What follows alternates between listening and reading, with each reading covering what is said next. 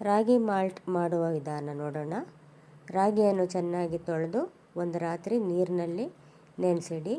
ಆಮೇಲೆ ಮತ್ತೆ 3-4 ಸಾರಿ ತೊಳೆದು ಅದನ್ನು ಒಂದು ಬಟ್ಟೆಯಲ್ಲಿ ಹಾಕಿ ಕಟ್ಟಿ ಒಂದು ರಾತ್ರಿ ಮತ್ತು ಒಂದು ಹಗಲು ಅಂದರೆ 24 ತಾಸು ಅದನ್ನು ಕಟ್ಟಿ ಹಾಗೆ ಬಿಟ್ಬಿಡಿ. ಆಮೇಲೆ ಅದು ಚೆನ್ನಾಗಿ ಮೊಳಕೆ ಬಂದಿರುತ್ತೆ. ಮೊಳಕೆ ಬಂದಿರೋ ರಾಗಿನ ಮನೆಯಲ್ಲೇ ಫ್ಯಾನ್ ಕೆಳಗೆ ಸ್ವಲ್ಪ ದಿನ, 1 ದಿನ 2 ದಿನ ಅದು ಚೆನ್ನಾಗಿ ಅದನ್ನು ಒಣಗಿಸಿ. ಆಮೇಲೆ ಒಣಗಿಸಿದ ರಾಗಿಯನ್ನು ಒಂದು ಪ್ಯಾನ್ನಲ್ಲಿ ಹಾಕಿ ಸ್ವಲ್ಪ ಸ್ವಲ್ಪ ಹಾಕಿ ಗಮ್ಮನ್ನವರೆಗೂ ಹುರಿಬೇಕು. ನೋಡಿ, ಈ ಥರ ಮೊಳಕೆ ಬಂದಿರೋ ರಾಗಿ ಬಹಳ ಆರೋಗ್ಯಕ್ಕೆ ಒಳ್ಳೆಯದು.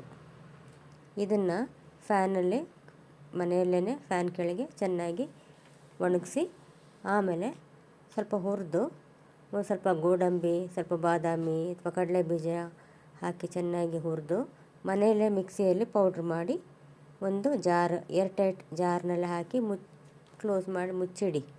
ಆಮೇಲೆ ಒಂದು ಪಾತ್ರೆಯಲ್ಲಿ ಒಂದು ಸ್ವಲ್ಪ ನೀರು ಹಾಕಿ 1-2 ಸ್ಪೂನು ರಾಗಿ ಹಿಟ್ಟು ಹಾಕಿ ಒಂಚೂರು ಬೆಲ್ಲ ಅಥವಾ ಡೇಟ್ಸ್ ಅಂದರೆ ಖರ್ಜೂರದ ಪೇಸ್ಟ್ ಹಾಕಿ ಅದನ್ನು ಚೆನ್ನಾಗಿ ಕುದಿಸಿ ರಾಗಿ ಮಾಲ್ಟ್ ತಯಾರಾಗುತ್ತೆ. ರಾಗಿಯನ್ನು ಹುರಿಯುವಾಗ ಸ್ವಲ್ಪ ನಿಧಾನ ಸಿಮ್ಮಲ್ಲಿಟ್ಟು ಹುರಿರಿ, ಯಾಕಂದರೆ ರಾಗಿ ಹೊತ್ತೋಗ್ಬಿಡುತ್ತೆ. ಸೊ ರಾಗಿ ಚೆನ್ನಾಗಿ ಹುರಿಯುವಾಗ ಮನೆಯೆಲ್ಲ ಗಮ್ಮಂತ ವಾಸನೆ ಬರೋವರೆಗೂ ಚೆನ್ನಾಗಿ ಅದನ್ನು ಹುರಿರಿ.